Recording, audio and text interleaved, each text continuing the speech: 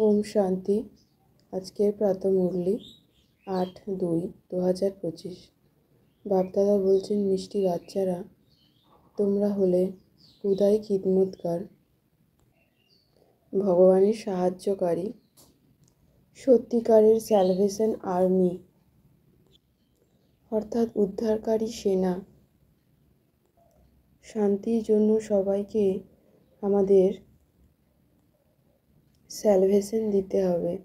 আজকের মুরলির প্রশ্নে বাবা জিজ্ঞাসা করছেন, বাচ্চারা, তোমাদের থেকে যখন কেউ শান্তির স্যালভেশন চায় তখন তাদেরকে কি বোঝানো উচিত? উত্তরে বাবা বলছেন, তাদেরকে বলো, বাবা বলেন যে তোমাদের কি এখন এখানেই শান্তি চাই? শান্তি তো শান্তিধামে আছে, যাকে আত্মার মূল বতন বলা হয়। আত্মা যখন শরীর ব্যতীত থাকে তখনই শান্তিতে থাকে। বাবাই এসে এই উত্তরাধিকারী প্রদান করেন, আর আমরা বাবাকে স্মরণ করি। ওম শান্তি। আমাদের আত্মাদের বাবা এসে আমাদের আত্মাদের বোঝাচ্ছেন, আমরা প্রত্যেক মানুষই এটা জানি যে আমাদের মধ্যে আত্মা আছে, পরে শরীর প্রাপ্ত হয়।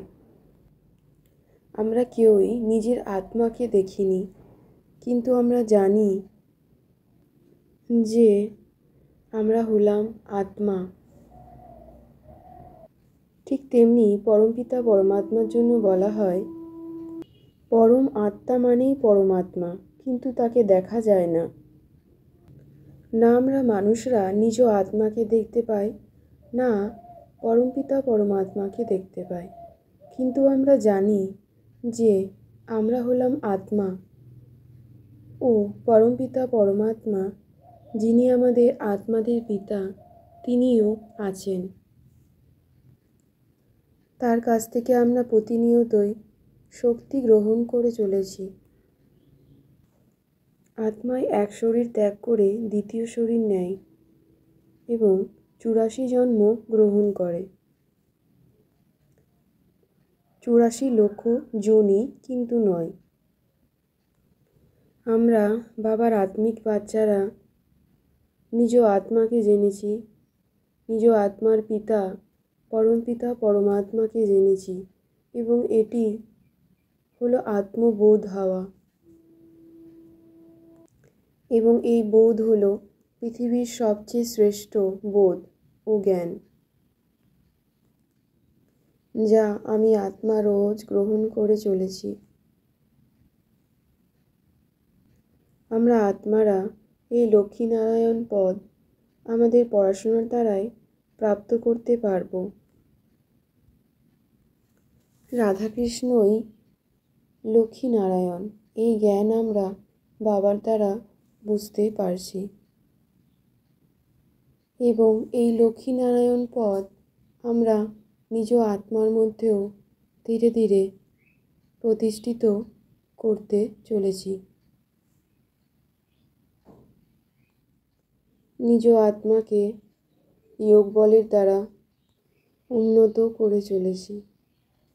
জ্ঞান হলো আলোর প্রকাশ, যে জ্ঞানের আলোর দ্বারা আমরা প্রকাশিত হচ্ছি। আমরা আত্মারা বাবার শ্রীমতের দ্বারা সদ্গতি প্রাপ্ত করছি ও মুক্তিধামে আমরা যাব শিব পিতার সাথে।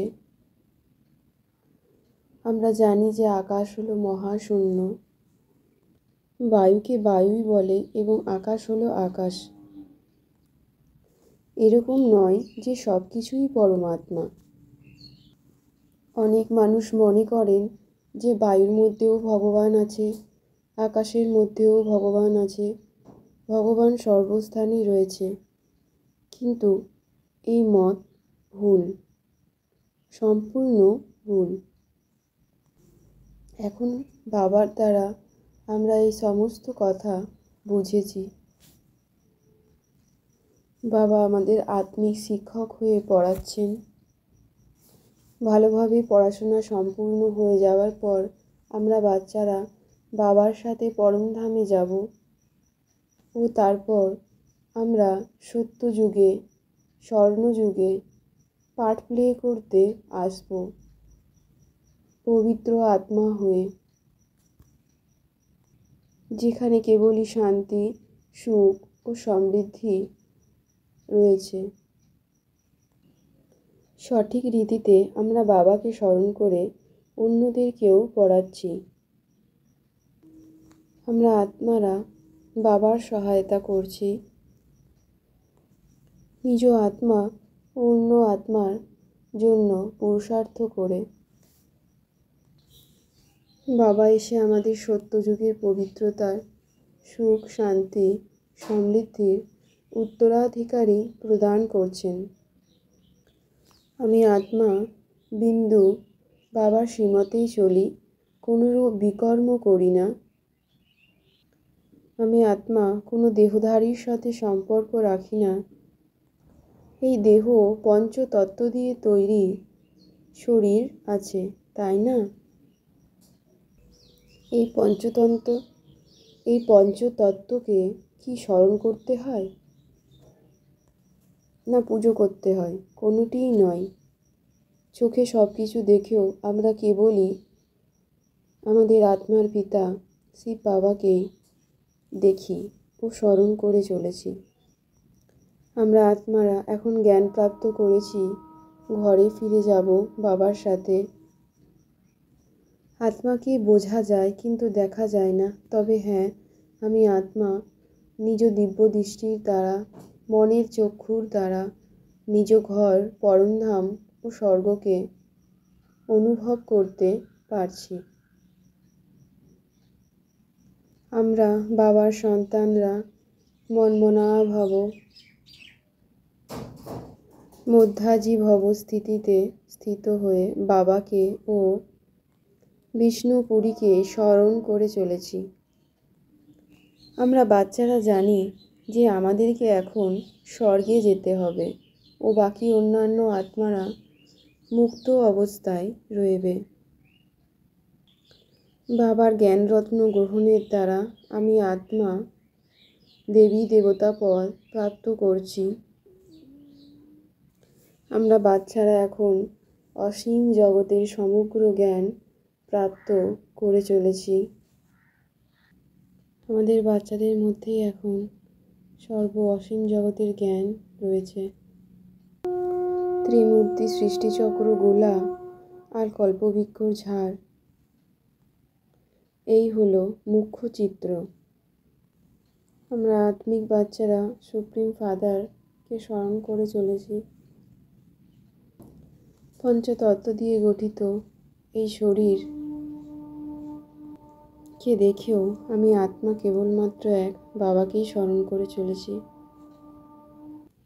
কোনো দেহধারীর সাথে সম্পর্কের বন্ধন রাখি না।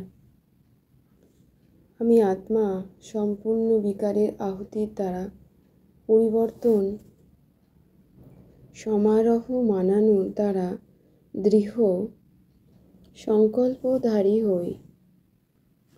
মায়ার মহাবীর রূপ সামনে এসে গেলেও আমি আত্মার ধারণা ভঙ্গ হয়ে যায় না। সংকল্পের দ্বারা ত্যাগ করে দেওয়া বেকার বস্তু সংকল্পেও যেন স্বীকার না হয়, এমন অবস্থায় স্থিত রয়েছে আমি আত্মা।